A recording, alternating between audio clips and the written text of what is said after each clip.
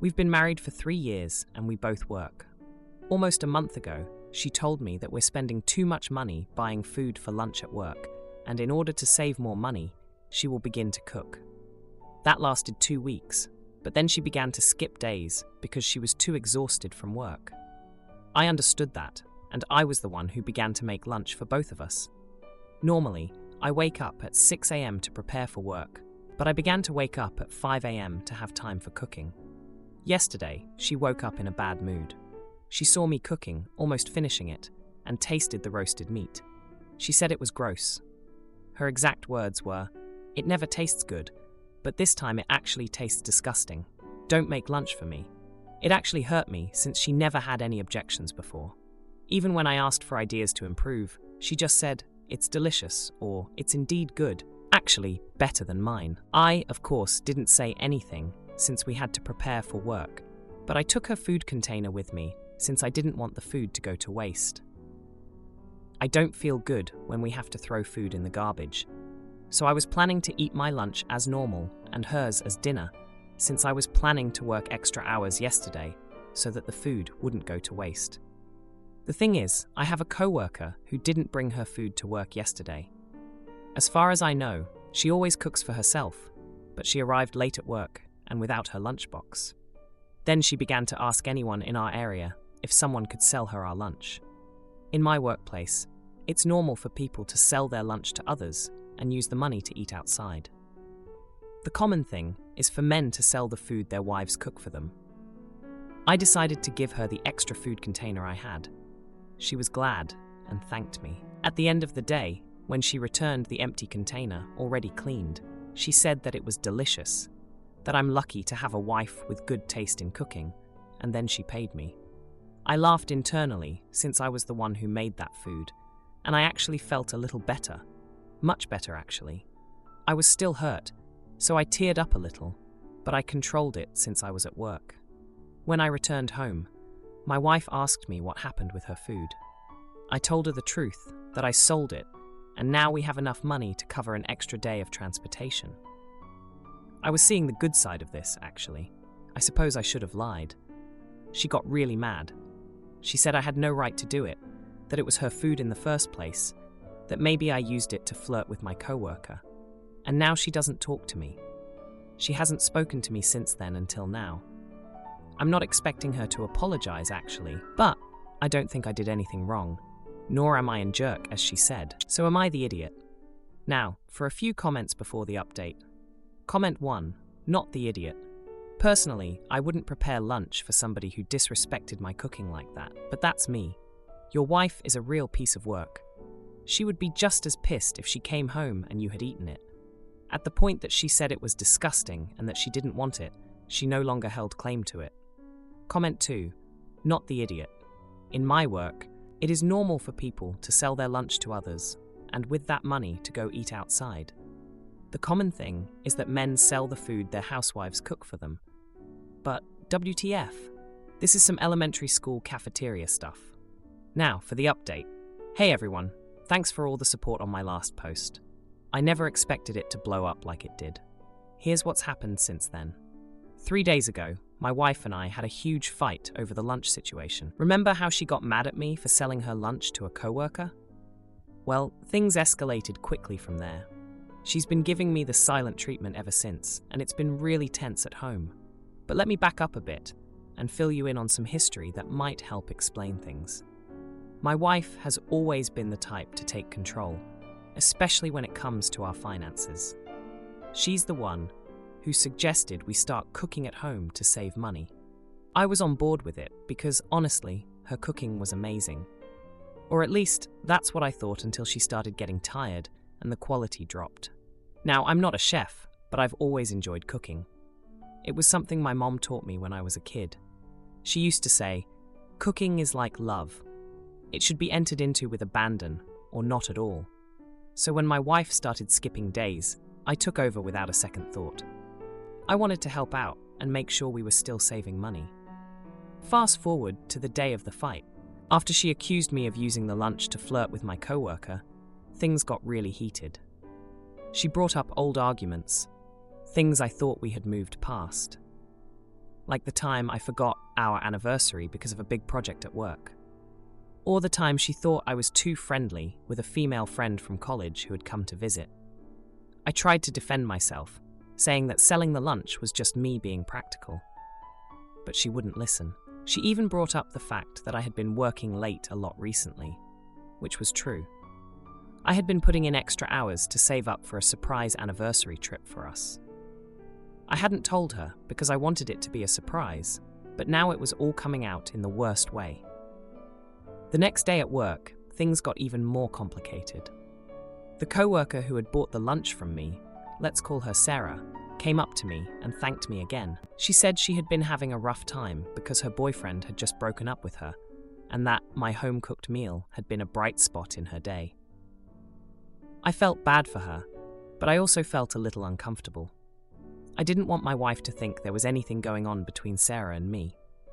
But before I could say anything, Sarah handed me another couple of dollars.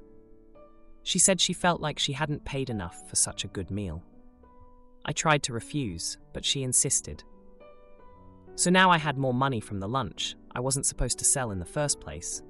I was starting to feel like I was in a sitcom or something, with one misunderstanding piling on top of another. When I got home that night, my wife was still not talking to me. I decided to try and break the ice by cooking her favorite meal. I spent hours in the kitchen, trying to get everything just right. But when I presented it to her, she just looked at it and said she wasn't hungry. I was crushed. I had put so much effort into trying to make things right, and it felt like she didn't even care. I ended up eating alone, feeling more isolated than ever. The following day, I woke up to find that my wife had left early for work without saying a word to me. I went to work feeling pretty low. But then, something unexpected happened. Sarah approached me and apologized. She said she had heard from another coworker about the fight with my wife and felt terrible about it. She handed me an envelope and said she hoped it would help make things right. Inside was a gift card for a fancy restaurant in town, enough for a nice dinner for two. She said she wanted me and my wife to have a night out on her, no strings attached. I was stunned. It was such a kind gesture, and it came from such an unexpected place. I started to think that maybe this could be the thing that would help my wife and I move past all this. When I got home, I told my wife about the gift card. I could see she was surprised, and for a moment, I thought I saw a flicker of the old warmth in her eyes. But then she shook her head and said she needed time to think. My mom agrees to my move-in terms, then sponsors teens. I oppose, so I find my own place.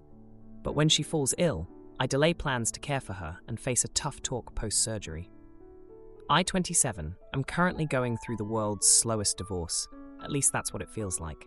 I left my marital home and moved back to my home state into a studio apartment.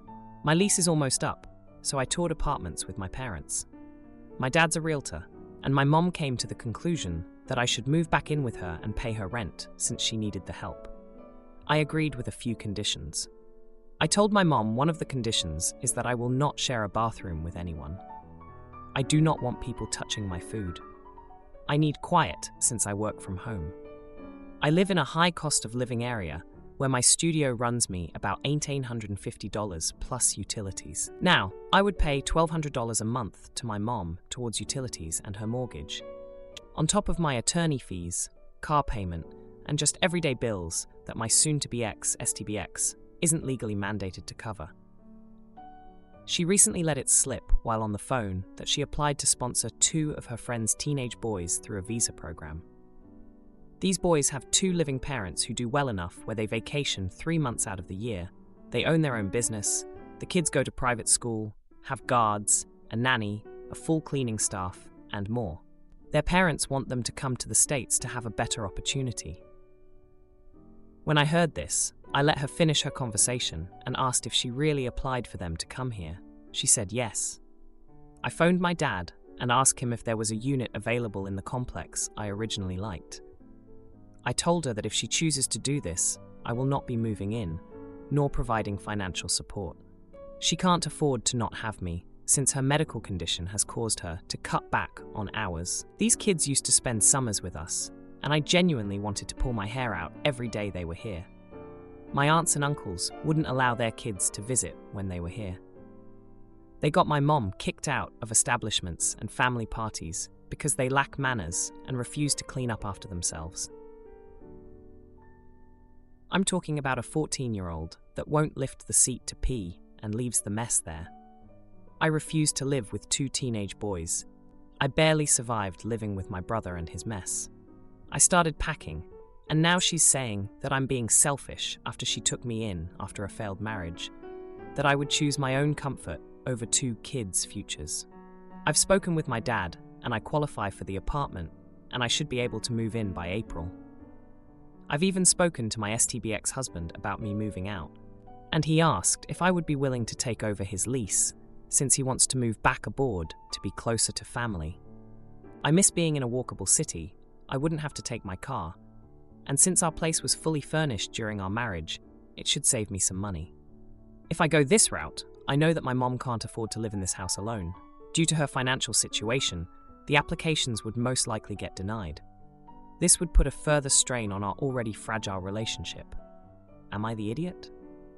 Now, for a few comments before the update. Comment 1. Not the idiot. Your conditions for moving in with your mother were essentially to be treated as an equal, a roommate.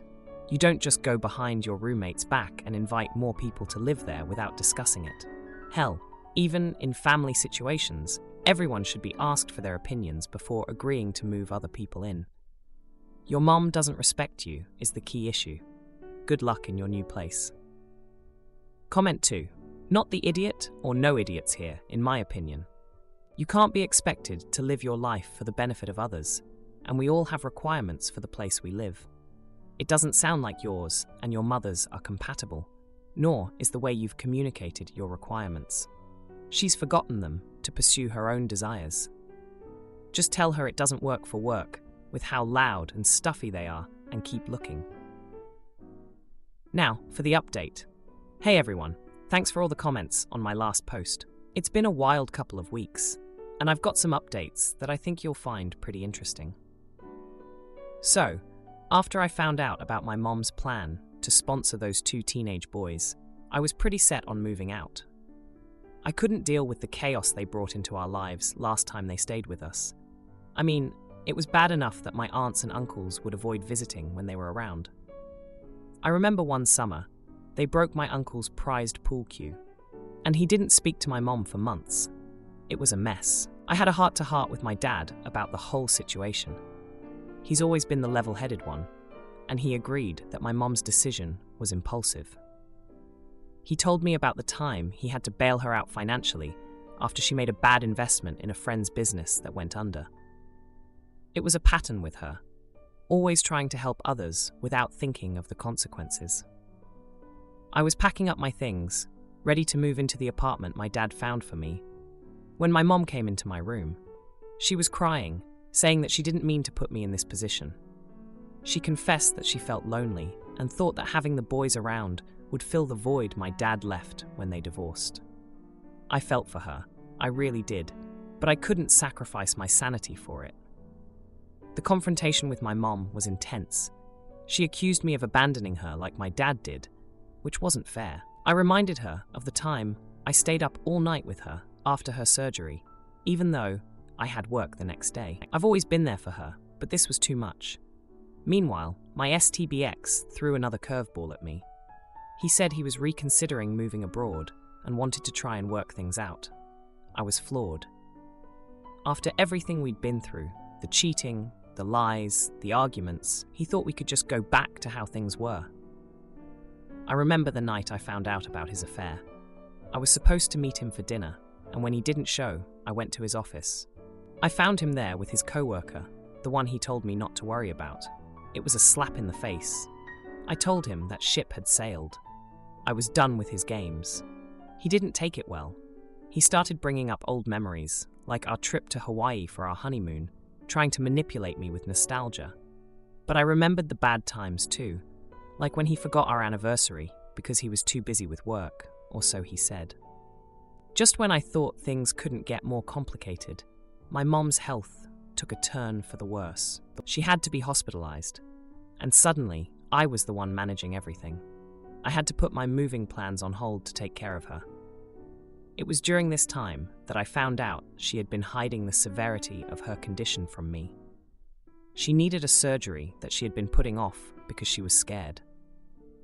I was torn. I couldn't leave her in this state, but I also couldn't live with her if she went through with sponsoring those boys. I had a long talk with my dad about it, and he agreed to help me convince her to postpone the sponsorship until she was in better health. The boys' parents called me, begging me to talk my mom into letting them come. They didn't understand the strain it was putting on our family. I had to be firm with them, explaining that now was not the time. They were disappointed, but they said they would look into other options. As for my living situation, I'm still in limbo. My lease is up, and I'm staying with a friend while I figure things out. My mom's surgery is scheduled for next week, and I'm hoping that once she's on the mend, we can have a rational discussion about the future.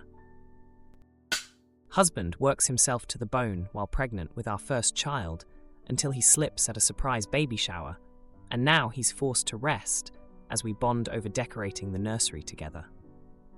So my 30-year-old husband is pregnant with our first child and is about 6 or so months along. A piece of information that is potentially relevant to our situation is that I make significantly more than my husband. My income makes up more than 85% of the household income, and we could very easily live off of just my paycheck. Now, that being said, I have never asked or implied or wanted my husband not to work. I want him to work as much as he wants to work. If that's 0 hours a week, 20 hours, 40 hours, or 80 hours, if it makes him happy, that's what I want him to do. As far as finances go, we have a joint account, all the money goes to, and once it hits that account, there is no concept of his money or my money, it is the household's, and we both have equal access, control, and discretion with it. I say all of this to try and lay out that from a purely financial point of view, my husband is not forced to work.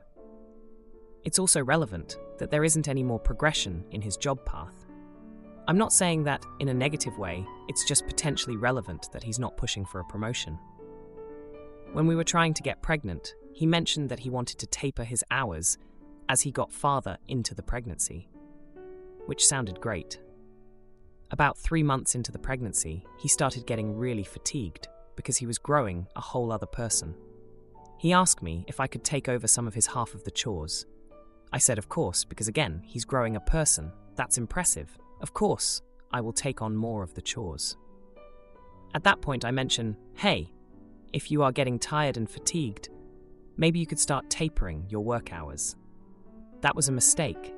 Since then, he's been working extra shifts and staying late and doing extra hours. He's stressed and exhausted. He comes home from work, wolfs down whatever dinner I made as he's walking to bed, and then falls asleep till it's time for him to leave again. His time is 100% sleeping, working, or commuting between the two. Anytime I ask if he wants to cut back on hours or if he needs a break, he gets really upset and goes off about proving he can work and not being told what to do. Finally, last week, I said I don't think this is good for you and you should really let yourself have a break. I'm not trying to be controlling, but I'm genuinely worried the physical and mental stress he's been putting himself under for not much additional gain. And I will admit, selfishly, I miss my husband. I haven't had a meal or conversation longer than 6 min with him in months. I hear he's trying to prove he can, but it's hard to see him run himself into the ground if there's not a real need to. Am I the jerk for telling him it's time to take a break? Now, for a few comments before the update. Comment 1, not the jerk, but to navigate another idea instead of no man will tell me what to do, because that might not be it at all. When I was pregnant and my husband offered the same thing, similar dynamic financially, I told him no. Not because he was telling me what to do, but because it was my last chance at freedom. My baby was very much planned and wanted, but being able to make money felt good. I was still able to afford my own splurges, and I didn't want my husband to carry the whole load, even though I knew he could. I wanted to be useful, and not a strain on him. He gave me no reason to think that way. Comment 2. No jerks here, as you are just expressing your genuine concern. Whether you did it in the best way is subjective. Your wife feels bad, and she needs all the support you can give her, no matter what her decisions are. Right now, she's battling with more feelings and changes than a person can stomach in such a short time. Support her no matter what she does, as long as it's not life-threatening, and just be there for her. Who makes how much and things like that shouldn't matter at all. Now for the update. Hey everyone. It's been a month since I last posted about my husband overworking himself during his pregnancy, and wow, things have taken some turns. I appreciate all the advice and support from last time, so I thought I'd give you all an update. So, after that last conversation where I suggested he take a break, things got a bit heated. My husband, let's call him Mark, has always been the type to push himself.